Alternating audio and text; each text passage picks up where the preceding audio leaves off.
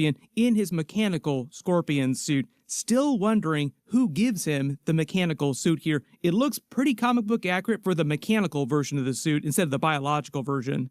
We get a much better look at the tail in his stinger and notice that he's hoisting up a damage control guard, so it seems like this also might be connected to what the Hand is doing inside the prison. It seems like a whole bunch of other characters want inside the prison. Maybe they're also trying to yoink Sadie Sink's Jean Grey character, who's still inside the prison at this point.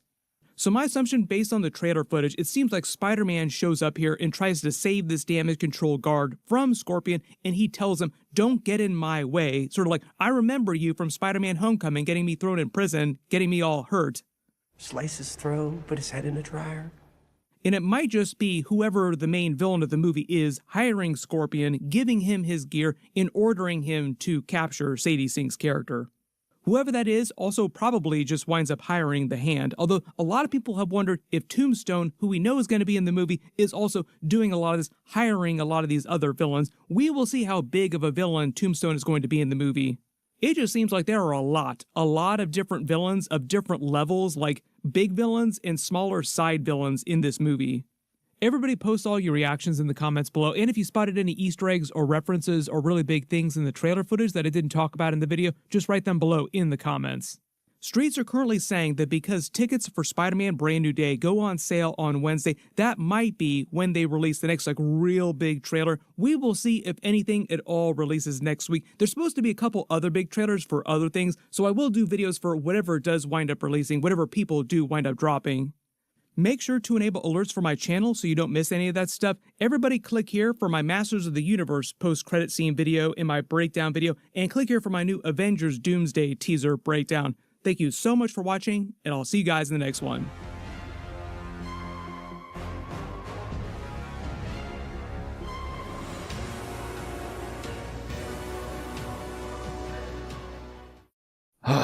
Man, we had it so good.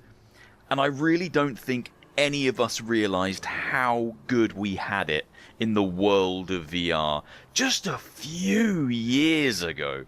Just a couple of years ago, a handful of years ago, we were living like kings and queens if you were into VR. It's a little bit like the quote from The Office. I think it's the last episode of The American Office, where Andy says something like, "I wish there was a way to know you were in the good old days before you've actually left them." That's kind of how I feel about VR right now. We have lived through the good old days, the glory days, the good times, and we're now living through some pretty awful dark times where things just feel real scummy, real bleak. Almost like there's just no hope for any of us. And I know that's not the case. I know things will pick back up. I know we will get to a time where things are good again. But it's so hard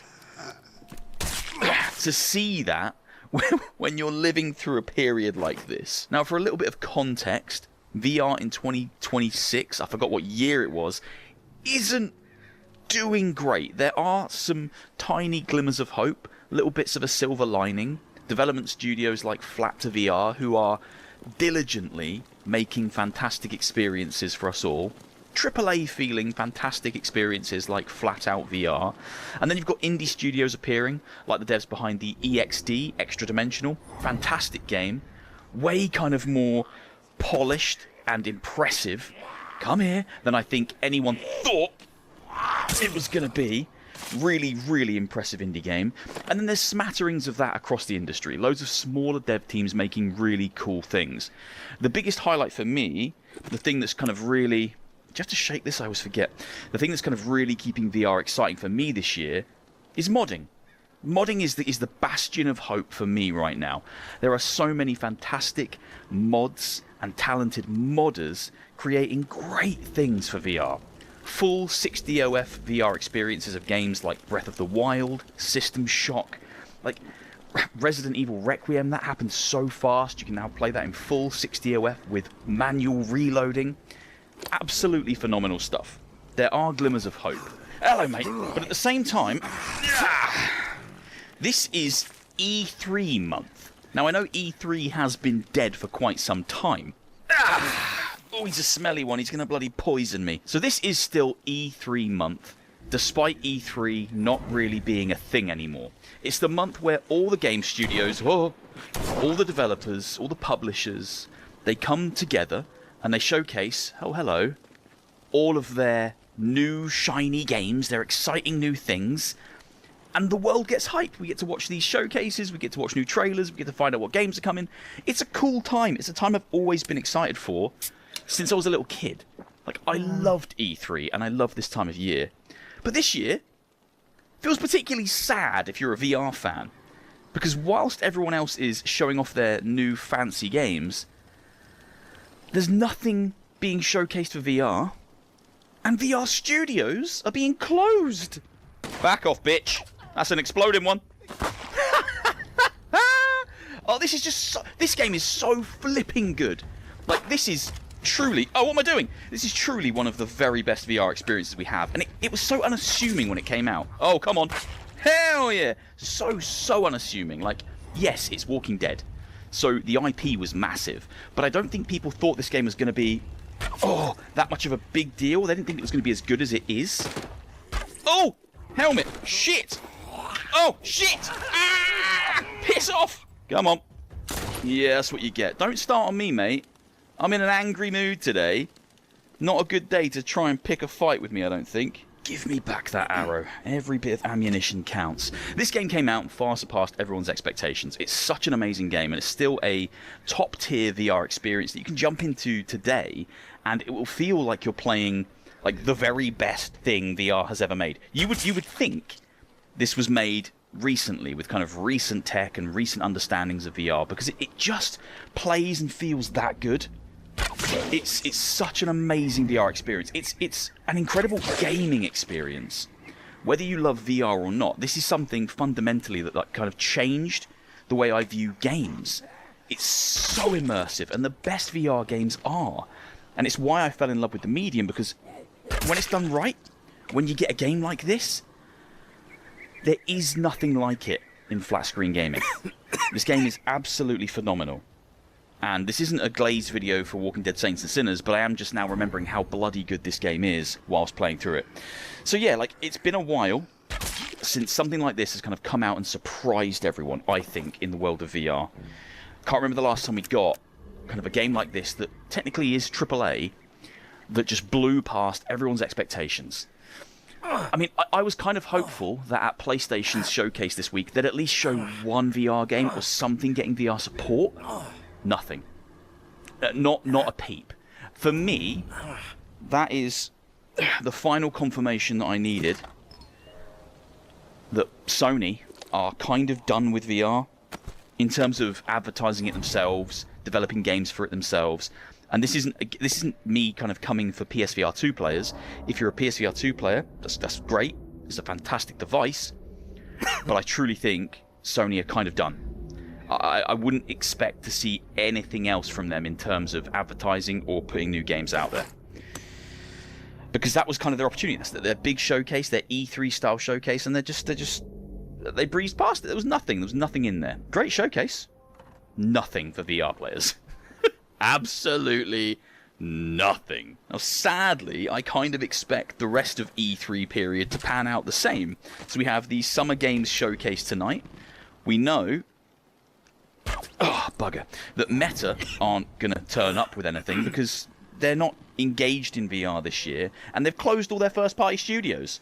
So, whereas in the past they would have shown up with Batman or with Deadpool, this year I wouldn't expect anything because... Oh, bugger! Shit! Oh, I killed myself. Bollocks! I blew my dick off. It's alright, I can just load back in. I'm not really here for any purpose. I'm just ranting today. So yeah, I wouldn't expect to see anything from Meta over this kind of month-long celebration of new games. I don't think they're going to come forward with anything to showcase to the players, to the millions of people who have bought headsets, kind of during a period of time that was quite recent, where they were putting out first-party, meaningful gaming experiences. I don't think we're going to get anything like that this year. I will eat my hat, and you know I wear a lot of hats.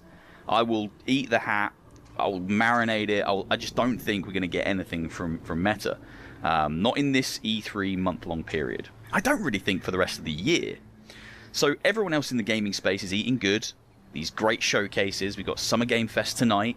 I'm going to be watching. Going to be excited. I play a lot of flat games, obviously, so I'm still okay gaming-wise. But I can't help but be so sad about the current state of VR. Like, it's just depressing. It's really depressing. We've created and invented this tech, which is so good. Like, I am walking around in this world right now, killing zombies in a super immersive way. This game is fantastic. This tech is fantastic. And it just can't ever seem to get there. It just can't seem to break through the zeitgeist, the bloody perception that it has in public. People just don't want to play it. They don't want to stick around with it. And it's such a shame, because when it's good, it's so good. Oh, I really am ranting. I'm kind of just going off on one. So, whilst all this... Oh, they've both got helmets on. It's alright. There's a little gap. There's a little gap. There's a way in. There's a way in. We just got to thread the needle. We just got to thread the needle. Yeah, there we go. See, thread that bastard needle. It's easy when you know how. So during this period of time, which is a period of time that means a lot to me, very kind of... Since I was a kid, I always used to kind of sit and watch E3 with bated breath, hoping to see some cool new games announced, sequels to things I love. And this year, during that period of time, if you're a VR-only player, or just a big VR fan... I hate these poison ones, they piss me off. You're not really getting anything. There's nothing happening right now. I think we do have a VR games showcase this month. It's a bit more of an indie affair. That's kind of almost a crowdsourced, community-driven effort by Jamie. You all know Jamie. If you watch VR GS, you'll know Jamie. He's been a pioneer for VR. He's always been trying to push the conversation forward and ensure that it gets the exposure that it deserves. And I love him for that. Oh, bugger. But yeah, that's kind of all we've really got. So all their heads went flying. That's actually a pretty good visual representation of VR in 2026. Hanging by its legs, dead in a tree. There's PSVR 2, and that's the Meta Quest ecosystem. So, and don't even worry about Vive and all the others and Pimax. They're over there, look, all dead, hanging from the tree. I'm obviously being kind of over-exaggerative here. I'm kind of being a little bit silly, but I do feel really depressed about the state of VR again, once again. Because this time should be a celebration. We should at least get a few announcements. And I think if we still had studios that hadn't been closed down, that were working on things. We know there was a Harry Potter game being worked on. We know there were new projects being worked on by these first-party studios. We'd probably be seeing them around now. But instead, what we're getting is more beloved studios being closed down. Vertigo Games, their Amsterdam studio was closed this morning, or we got the notice that it was going to be closed this morning. That's great. Another VR pioneer.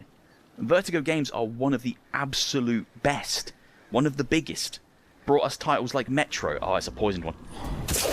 Brought us titles like Metro, Thief, like Arizona Sunshine 1 and 2. Absolute pioneers in the VR space that have made some incredible games that I absolutely love. And now they've closed one of their studios. Now, it's worth mentioning that's not their only studio. It's their Amsterdam branch. They do still have a Rotterdam branch, and I believe one in Los Angeles as an American branch. But still, during this week, during this month, everyone else is going, here's all our new stuff. And VR is going, we're still closing studios and making people redundant and retracting.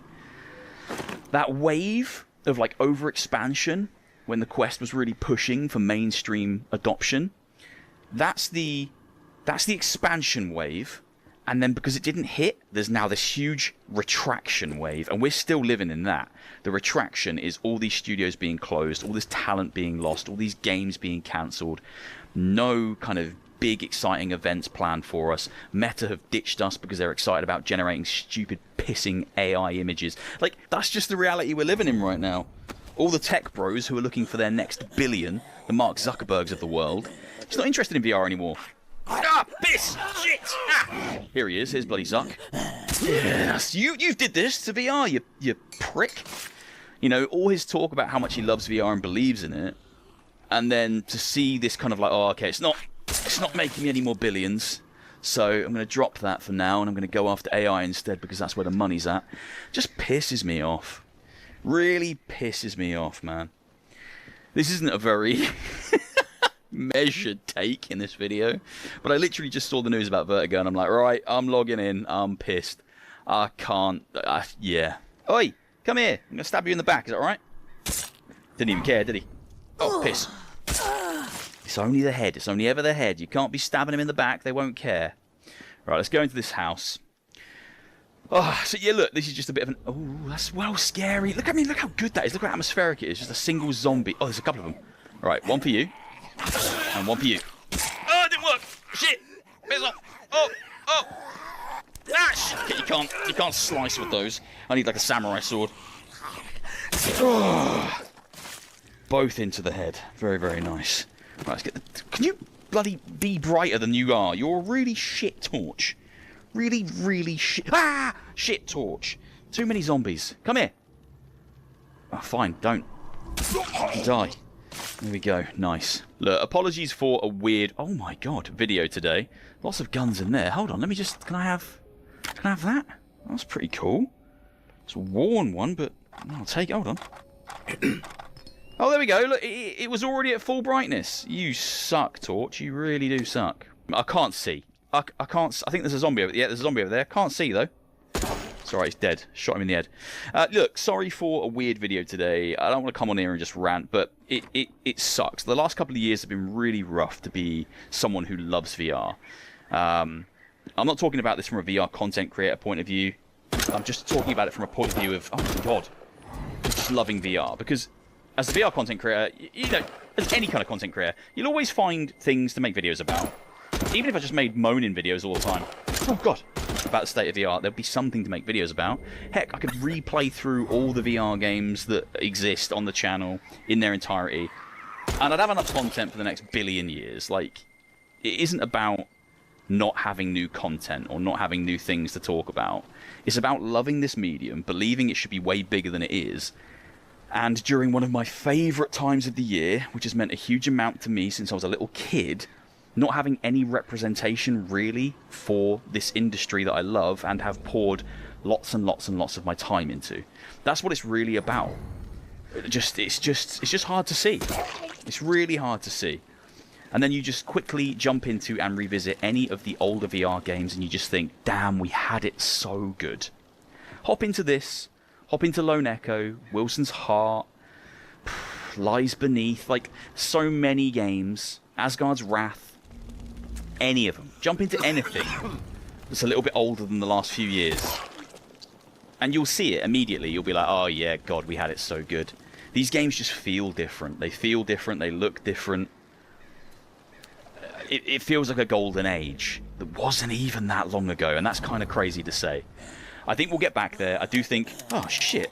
I do think there'll be another golden age at some point. Come here. Ah! I just don't know when that golden age will be. And I don't know what it's going to take to get us back there. Because it clearly isn't just a big cash injection, because Meta tried that and, pardon my French, fucked the whole ecosystem. Like, the whole thing is just a mess right now because of their retraction. Their injection and their retraction. Didn't work, didn't do what they wanted it to do, and now we're suffering the consequences. So I don't know how we get back there. VR modding is still super healthy, but it's just depressing to see E3 month and have no new games announced, no new big VR exciting projects announced by some of the best VR studios in the world. Instead, we get the studios closing and just silence from players like Sony, who have a great VR headset sitting right there but don't want to do anything with it. That is just beyond frustrating, right? And that's when I'm really grateful to be a content creator, because I can come on here, talk it out like this, and throw a video up, and then I feel better. I'm like, oh, it's out of my bloody system now. Ah, there's blood on my hands for sure. The metaphorical vultures are literally circling right now. Circling VR's dead corpse. Oh no, I said VR's dead. VR's not dead. I don't mean that. Sorry. Right, I'm going to go before I say something stupid. Right, peace out everyone. Hopefully you've enjoyed my little rant. I've enjoyed it. I feel much lighter now. Come and play old VR games. Enjoy what we have. don't expect anything this month because I don't think we're going to get it, and just sit tight, brace. VR will be good again at some point. I just don't know when that is. Peace out.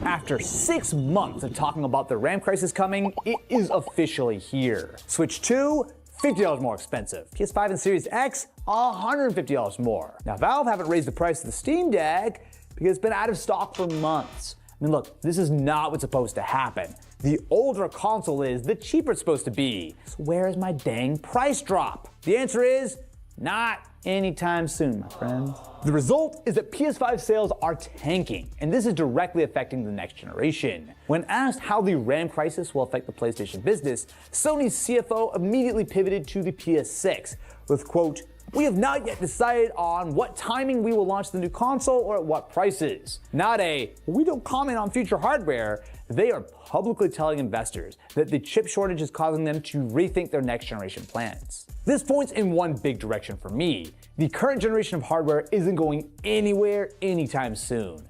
As bad as prices are now, it looks like things are going to get worse before they get better. The reason for all of this is, of course, the RAM crisis. AI data centers are absorbing the world's supply of memory, storage, and quickly CPUs and GPUs as well. This has caused prices to spike and supplies to plummet as the few foundries actually making cutting-edge stuff have pivoted to where the money is. AI, baby! You know what we don't have enough of? Data centers. PlayStations? Psh. No one needs PlayStations. Who needs Switches? I just need more data centers in my life. But it's not just the RAM crisis the companies have to deal with. Back in April 2nd of last year, Nintendo famously announced the $450 price of the Switch 2. Now this was an unpopular decision. Myself and many others expected it to be $400. But the real story was what also happened on April 2nd. The US slapped massive tariffs on, well, basically everything, and absolutely the Switch 2 was caught up in it. Now this really got Nintendo by surprise. That night, their president at the time told The Verge that their $450 price tag was decided on without factoring in potential 40% plus tariffs.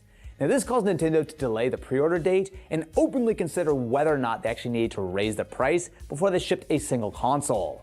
Now ultimately they did opt to stick it out at $450, probably because they had already committed to making millions and millions of Switch 2s, which did enable one of the largest console launches of all time. A year on, it's clear this was a smart move. Within the first couple of months, Switch 2 stock was plentiful basically everywhere, a far cry from earlier Nintendo launches where consoles were hard to find for sometimes years after launch. Well, except the Wii U. No one gave a shit. You know what? That's actually not true. The Wii U did sell out, but once it got restocked, it never moved. But with tariffs still not totally out of the picture, Nintendo have run into another problem. The same RAM crisis the entire industry is dealing with. At this point, both Sony and Microsoft have raised pricing by a full $150, and meanwhile, every time someone asks Nintendo about price hikes, up until this point, they basically say, "Nah, we good fam, don't worry about it." And then suddenly, with everything else being more expensive, that $450 price tag actually didn't look crazy. However, they have finally given in. Believe me, I am not going to sit here and tell you that price hikes are a good thing. But something to know about Nintendo is that unlike Sony and Microsoft, they actually traditionally sell console hardware at a small profit. But thanks to all of this, they're supposedly selling the Switch 2 at a pretty significant loss, and the investors have been really hammering Nintendo over it. So the fact that they only are raising the price by $50, it's not as bad as it could have been. And they're giving everyone plenty of heads up. The price doesn't hit $500 until September 1st, giving you nearly 4 months as opposed to Sony, who gave everyone less than a week before hiking the PS5 price. The other interesting story here is Nintendo's other forecast. They're expecting to sell just 16.5 million Switch 2s the next year, compared to analyst estimates before the price hike of over 20 million. So essentially Nintendo is telling investors, yeah, we're raising the price, and yeah, we are gonna lose customers over it. Now, I kinda get it. I mean, even for a big company like Nintendo, losing a significant amount of money on each console that goes out the door adds up quick. But they kinda don't really have a choice. Xbox at least has the Series S as a semi-budget option. Nintendo, they only have the original 9-year-old Switch, which is absolutely showing its age at this point. Not to mention, they're also raising prices on it in some regions for the second time. So what can they do? Well, I think there's an obvious answer. Give us the Switch Lite 2. We demand the light life. I want a Switch Lite 2. Give me a Switch Lite 2. The more times I say this, the more I'm going to will it into existence. Look, here's the thing. As I've discussed many times, the Switch Lite, the best version of the Switch, it was the cheapest, it was the smallest, it was the cutest, which is the only thing I care about when I buy consoles. The original Switch Lite came out 3 years after the original, so if Nintendo are going to follow a similar timeline, we're looking at 2028, and I personally think that's a long time to ask people to pay $500 without a cheaper option. All things being considered, I actually do think Nintendo will ride this one out. I mean, especially if they keep that solid slate of Switch 2 games going like Pokopia and Donkey Kong. I mean, people who want a Switch 2 are still going to mostly buy one. Now, PlayStation has a backup plan, right? Sort of? Maybe? Oh, they don't? Oh no. Their recent earnings call was brutal. The PS5 had its worst quarter of all time, down 46% compared to last year.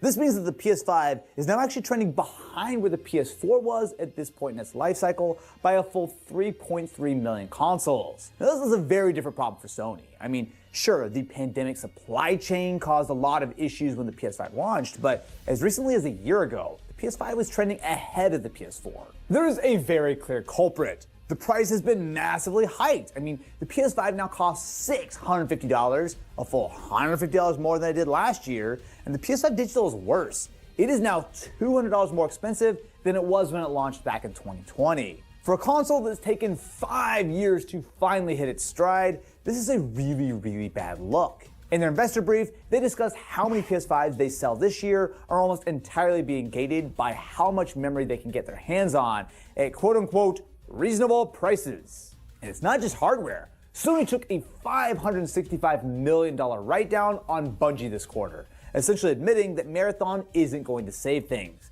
Sony's stock is down over 20% since the start of the year, and I mean, look, there's just not a lot of good news here. Now, it's not a full-on disaster. I mean, the PS5 isn't exactly going anywhere, but the bigger problem really is what comes next. Now, when Sony's CFO talks about changing business models to come up with the best solution and strategy, he's not just being PR safe, and that's definitely not what he sounds like. Now, I believe Sony when they discuss not knowing when they'll actually release the PS6. I mean, at this point, the PS6's architecture is more or less locked.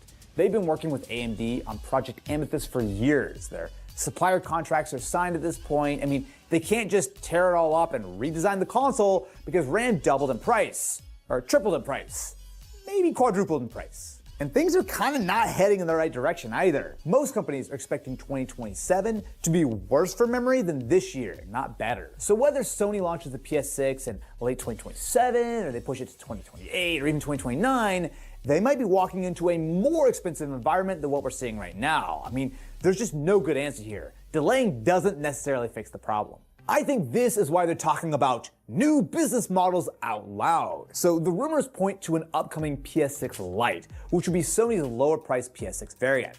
So based on the leaks, this will be a third member of the PS6 family, alongside the core PS6 as well as the handheld. Basically the PlayStation TV all over again. Ship the portable PS6, but in a smaller form factor with no screen or battery, really as a true competitor to the Series S. I think the reason why the Series S did work is that it matched the performance of the Pro version of the Xbox One, being the One X, while still costing a lot less and with all the benefits of the current generation CPU, SSD, and graphics. Sure, it targets 1080p, but for a very long time, the Series S was the best deal in gaming. If the PS6 Lite can deliver good PS5 beating performance at a significantly lower price point, great, problem solved. But I have some doubts about how cheap it really will be and how many compromises they'll need to make on the performance side of things. Sure, there are other levers they could play with too. I mean, they could try to ship it without a controller to save some money. They could give you discounts based on subscribing to PlayStation Plus, or maybe some kind of all-access plan like Xbox used to offer. I mean, being creative on bringing prices down is a good thing. But if anyone from Sony is watching, I have a different pitch. Come out and say it with me. The PS5 shouldn't go anywhere for many years to come. Now, not as a like, we still support your old hardware kind of thing. No, I mean make the PS5 the actual budget tier that sits below the PS6. Keep it up to date with the same software updates, the same games as much as possible, I mean, the same way that the PC supports everything from Roblox to Pragmata, the PS6 should exist as an upper tier to push things forward, but alongside the PS5, at least until they can actually sell a next-gen console at a reasonable price. Now, Sony has hinted at this in earnings calls, but they keep stopping short of saying it directly. But if you tell people right now that the PS5 that they buy today is going to be a supported current console for the next 4 or 5 years plus, even after the PS6 is launched, I think that goes a long way. I mean, sure, $650 is a lot of money for a console, but wouldn't you feel better about knowing that that PS5 you just bought will actually still be relevant for a long ass time? That's the specific phrase, actually. PS5, relevant for a long ass time. And here's the thing, I think Sony should stick with the PS5, but I think Xbox have to. Sony is launching the PS6 from a position of, I would say, relative strength. Right? I mean, even after a very rough quarter, they've still got the install base, they've got the games, they've got the brand. The PS6 is going to sell fairly well, no matter if it launches at $600 or $800. But Xbox doesn't have that luxury. Hardware revenue there is down over 30% year over year. The Series X and the Series S have been price hiked twice. And whenever the Xbox Project Helix does launch, all signs point to it being premium priced. $800 to $1,000 there wouldn't surprise me one bit. Which is why, if Xbox is smart, they should also commit to the Series S and the Series X being fully supported alongside Project Helix. To me, I think that the current generation of consoles are powerful enough, right? They're not holding gaming back like previous generations. There should be no rush to leave millions of gamers behind when the alternatives are very, very expensive consoles. Now, there's a lot more to talk about on the Xbox side of things, so make sure to subscribe to the channel as we'll be breaking that all down in a video soon. But if we step back for a second, Sony are being pushed by the RAM crisis toward potentially kind of compromising what that next generation is actually going to look like. Xbox are doing what they can to come back. Nintendo, I mean, they're off to a good start with the Switch 2, but they're definitely not immune to any of this. The past 5 or so years for Grand Theft Auto 6 have been nothing short of epic, to say the least. From massive gameplay leaks in 2022, to the buzz surrounding its reveal trailer, over to several delays pushing the title up to 18 months after its initial planned launch. More leaks, high-profile Take-Two statements, and can I say, even more leaks and beyond, GTA 6 has been absolutely dominating the headlines, and all indications are suggesting it's not about to slow down anytime soon. As we gear up for Grand Theft Auto 6's massive marketing push in just a matter of weeks, it's important to dive further beyond the flashy trailers and massive headlines to get an idea for just how grand this next GTA is shaping up to be. Because if any of this stuff we're about to go over comes to fruition, Grand Theft Auto 6 is going to be much, much bigger than any of us ever imagined. Due to the size of this video, I'm going to be breaking it all down into 3 distinct parts, with part 1 detailing a comprehensive history of the development of Grand Theft Auto 6, detailing preliminary details about the title, including its size, potential content pipeline, and other content, before we dive into part 2, where we will discuss everything we've learned about the game from 2024 through 2025. That leads us to part 3, where we will close out all the major news hitting the game throughout 2026 thus far, both from Rockstar Games and various leakers and insiders. We've got a ton to get into here, but before we dive right in, consider hitting that like button if you enjoyed the video and sub if you loved it. It took a lot of time compiling all this info here, so send me your love by interacting with this video, and because much of this has been explained in detail before, I've included chapters to help you navigate on this crazy timeline of activity that is GTA 6's development and hottest stories. One other thing. If you'd like to further support my work and the channel, go ahead and treat yourself to 10% off your order at Gamersupps by using my code FUNMYLIFE at checkout. This includes everything store-wide, from the newest tubs and flavors to merchandise and beyond. All details are provided in the description. And with that, let's dive into the rich history of the development of gaming's most anticipated title, Grand Theft Auto 6. The earliest reports about Grand Theft Auto 6 actually started before GTA 5 released. The then former president of Rockstar North, Leslie Benzies, sat down with Digital Trends in December of 2012, claiming that the development of Grand Theft Auto 6 was already in development. And this was almost a year before Grand Theft Auto 5 was to be released. And a question asking if there was any chance that Vice City might return to a future GTA game, Benzies replied with, quote, "It is always a possibility. There are a few references to the city in our current gen GTAs, so it is part of that HD universe, and it is certainly somewhere we would love to revisit." However, Vice City, perhaps more than any other GTA game, was as much about the era as the setting. Miami in the 1980s is so iconic, it would feel strange to revisit the city in a different time period. As a huge fan of Vice City myself, I absolutely agree with this, that as awesome as the city of Miami is for a setting in a GTA game, the era it was set in really gave presence and character to Vice City. Shooting over to that first GTA 6 trailer for a moment, we can see that GTA 6's Vice City is very much set in contemporary America, with the Instagram and TikTok reels dominating many scenes of the trailer, with contemporary sports cars and luxury being flaunted around at great lengths. At the same time though, the trailer's soundtrack, fittingly a song from Tom Petty's 1989 hit Love Is a Long Road, is able to deliver GTA fans heaping doses of nostalgia for GTA Vice City's 80s setting. And this was absolutely a deliberate song choice on Rockstar's part. A throwback, if you will, to highlight that even though the setting of GTA 6's Vice City is no longer set in the 80s, that there will still be more than enough throwbacks and nods to it. This was further reinforced with the second trailer we got of GTA 6, as more musical hits that defined the sun-drenched metropolis of Vice City on the PS2 found its way into the title. Certainly looks and sounds like Vice City's DNA is all over GTA 6, and well, I don't think you're going to be finding much complaining with that.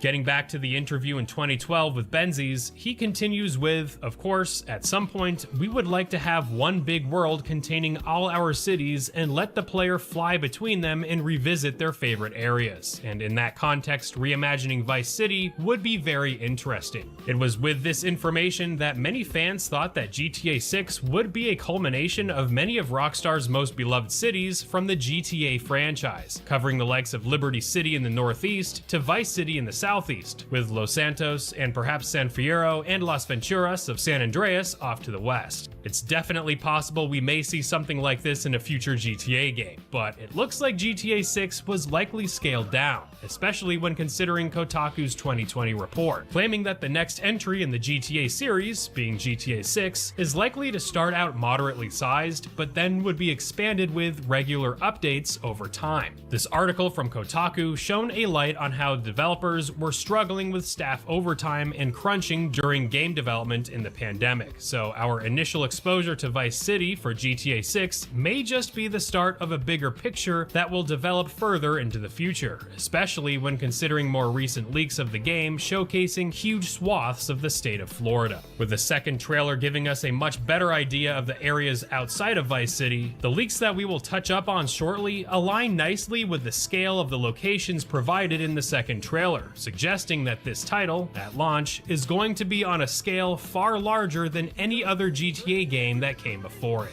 It was in this article from 2020 that we were officially told that the next iteration of GTA was very much in development though, although it was still in the very early stages of production. Fast forward to February 2022, and in a press release from Rockstar, we got more information about the project, with the developers claiming that the next entry in the GTA series was well underway. This is what a Rockstar spokesperson shared about the game in 2022. With the unprecedented longevity of GTA 5, we know how many of you have been asking us about a new entry in the Grand Theft Auto series. With every new project we embark on, our goal is always to significantly move beyond what we have previously delivered, and we are pleased to confirm that active development for the next entry in the Grand Theft Auto series is well underway. We look forward to sharing more as soon as we are ready, so please stay tuned to the Rockstar Newswire for official details. Leading up to this announcement, we saw numerous leaks and insiders like Tom Henderson, Bloomberg's Jason Schreier, and VGC's Andy Robinson claim that the game would be released in 2024 or 2025. Henderson even went further and claimed that the game would be a modern take on Vice City, with the game's map being, quote, altered over time in the same manner as live service games like Fortnite, end quote. This might explain Rockstar's different direction we covered earlier in the Kotaku article in 2020, claiming that Rockstar would release GTA 6 and would constantly be adding to the game over time, almost as if the map would be expanded and populated with each big update. While not officially confirmed by Rockstar per se, let me know how you feel about this in the comments below. A few months later, in July of 2022, we got an article from Jason Schreier by Bloomberg reporting that the game would start with one city, Vice City that is, before expanding it in later updates. He also mentioned that the size of the map may be traded for density, as GTA 6 was reportedly going to contain more indoor locations than any other game in the series. It was also in this article that we learned of the game containing 2 protagonists, of which was seemingly confirmed in the debut trailer, starring female lead Lucia and male lead Jason. While development was well underway, one massive event took place later that year on September 18th, 2022, when a colossal leak of the game made much of GTA 6 exposed to the public. It happened that a user going by this name on GTA forums provided upwards of 90 clips of game footage of the unfinished GTA 6. This included everything from raw assets, game code, enemy behavior, voiced conversations, and more. And while this was all very early development stuff and was no way indicative of the final version that we are likely to get come launch, Rockstar and publisher Take-Two were understandably furious and tried to scrub all leaked material off the internet. This is the internet, however, and with such a high-profile game such as GTA 6, many of these clips still circulate around the internet to this day, and have seemingly confirmed much of what the insiders have been saying months and years prior, solidifying that GTA's next setting would indeed be Vice City, with 2 protagonists. This tweet from Rockstar Games the very next day confirmed the legitimacy of such leaks, and although highly irritated and furious with what had just happened, claimed to be committed in seeing this project through to its end and be a product well worth all the years fans around the world had been waiting for. In part 2, we'll be going over the updated map that fans have compiled from the leaks, giving us more insight into just how grand GTA 6 may end up being at launch. But let's get back on track. Jumping to May of 2023, and Take-Two Interactive shared their predictions for its fiscal year 2025 with the following. In fiscal 2025, we expect to enter this new era by launching several groundbreaking titles that we believe will set new standards in our industry and enable us to achieve over $8 billion in net bookings and over $1 billion in adjusted unrestricted operating cash flow. Lofty expectations indeed, because as we learned from the first GTA 6 trailer, the game was said to be launching in 2025. That projection nicely lined up with what Tom Henderson and the other industry insiders were relaying to us back in 2022, as they reported a likely 2024 or 2025 release date. But as we all know, by the time the second trailer came out in May 2025, it was clear that the game needed more time cooking, and was pushed from its 2025 release window to May of 2026, before ultimately finding out in late 2025 that we would have to wait until November 2026 for the release of the game. Getting back to the timeline, it wasn't until November 8th, 2023 when we got this massive bombshell of a tweet that Rockstar was getting ready for an early December reveal for the next chapter in GTA, a chapter that would be known as Grand Theft Auto 6. Setting YouTube records, sending fans down rabbit holes, finding Easter eggs and any glimpses for what we may come to expect with the game, and also the late Tom Petty soaring in popularity over on Spotify. In 2024, news surrounding GTA 6 was sparse. Towards the end of the year, we got an update from the CEO of Rockstar Games' parent company Take-Two Interactive, Strauss Zelnick, where he maintained confidence in the release window of fall 2025, only to have shortly thereafter a report from Bloomberg where veteran video game journalist and insider Jason Schreier reported that GTA 6 had missed a few deadlines, but that Take-Two had reaffirmed that the title was on track for a fall 2025 release. release. In addition, Schreier went on to report that Rockstar was working on an online mode, similar to GTA 5's online mode, that would continue to generate content for players for years, if not decades, into the future. Whether or not this online mode would launch with the game is unclear, but considering both GTA 5 and Red Dead Redemption 2 both launched without the online component, perhaps Rockstar will adhere to this content strategy, having players enjoy the single-player content before opening the doors to the robust online playground of GTA Online could be a strategy they may not want to let go of, but we'll just have to see on that front. That takes us now to 2025, where significant developments hit Grand Theft Auto 6, both on the surface with a new trailer and also behind closed doors, as more leaks and rumors emerged, along with more big developmental decisions having been made that ultimately pushed GTA 6 out of 2025 and until late 2026. Now, we know that GTA 6 is only launching on the PS5 and Xbox Series X and S as per the game's website and trailers, but Take-Two did mention that there is an exceedingly good chance that the game will come to the Switch 2 in due time. We have a long-standing relationship with Nintendo and have always supported their consoles when it made sense, remarked Strauss-Zelnick during Take-Two's earnings call on February 6, 2025. There was a time when Nintendo platforms skewed towards younger audiences, and that was reflected in our releases. But the Switch and its successor are designed for all players. If you've noticed, Civilization 7 launched on Switch on day one. While I don't have any specific announcements right now, you can expect our full support for Switch. Seeing as the Switch is among the best-selling consoles of all time, it's no surprise that Rockstar and Take-Two are determined to see their games hit the more powerful successor to it, so GTA 6 on the Switch 2 definitely seems likely here. While the PC port has not yet been confirmed, just going off Rockstar Games' track record with GTA and Red Dead Redemption games, we'll probably see the PC port of GTA 6 land about at least an entire year after the PS5 and Xbox Series X and S versions land. And we'll be talking about that later on in this video. And then, seemingly out of nowhere, on the morning of May 6th, 2025, the second trailer for GTA 6 dropped, showcasing the absolutely massive game world that the title would take place in, taking us from the densely populated metropolis of Vice City to the paradise islands of Leonida Keys, all the way up north to the mountainous region of Mount Calaga National Park, and much more. Not only that, but the trailer gave us an important update on the release date of the game. May 26, 2026, meaning that yes, the game was in fact delayed into 2026, and would thus not adhere to the fall 2025 release date that Rockstar Games was initially planning for. Fans were excited about seeing just how much more massive in scope this game was shaping up to be, even though that meant that we would have to wait a bit later to play it. But that initial release date was relatively short-lived because later into 2025, on a random November, it was confirmed yet again that the game would be further delayed, this time to November 19th, 2026. In an interview with The Game Business, Take-Two CEO Strauss-Zelnick discussed the delay with reassurance that Rockstar felt very confident that this delay would likely be the last, with, "When we set a date, we really do believe in it.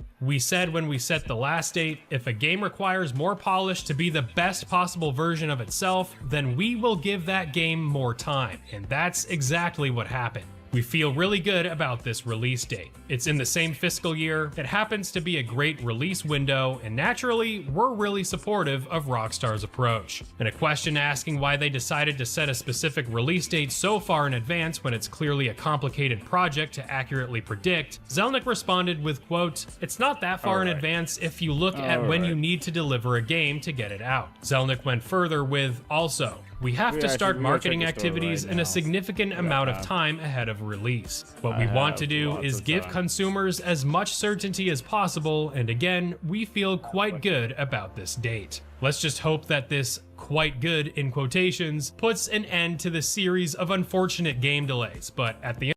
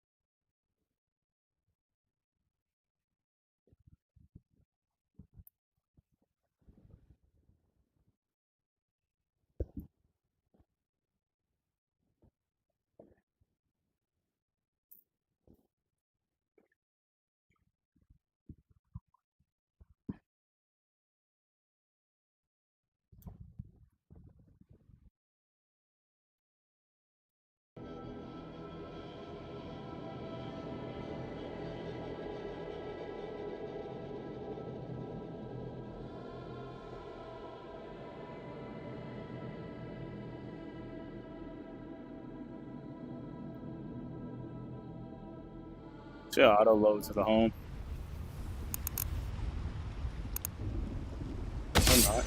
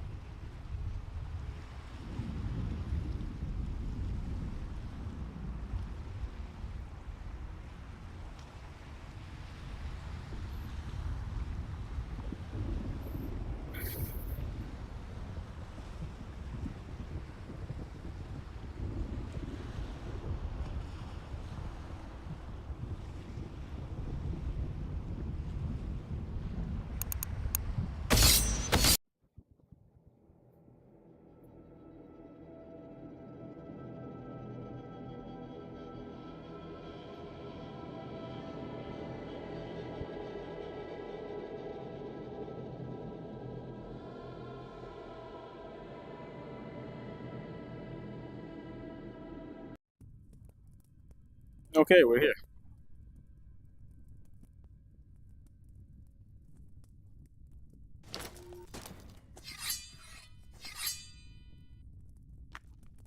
Can't be kidding.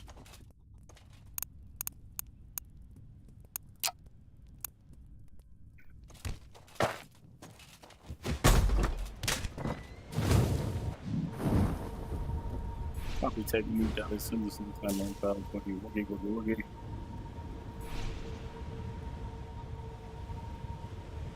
Flying Raja.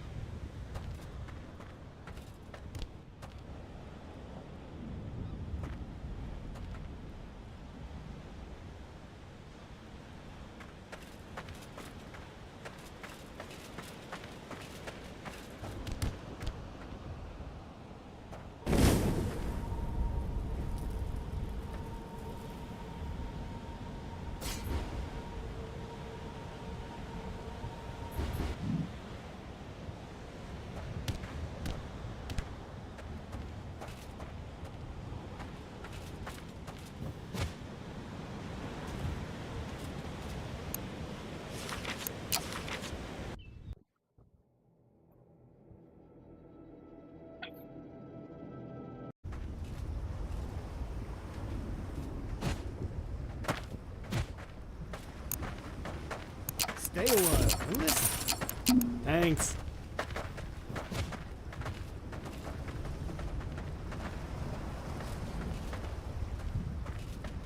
Okay, you just have nothing here.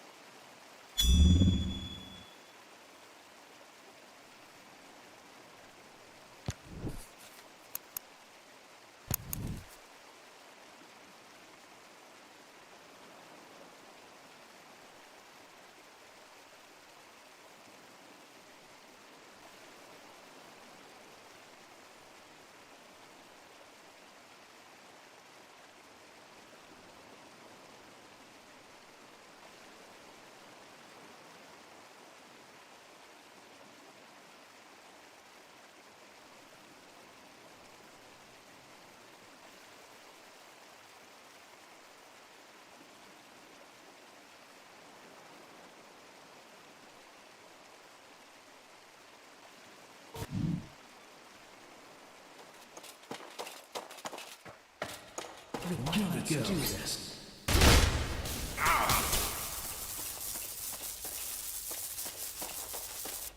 You will regret this. My blade is Let's do ready. this.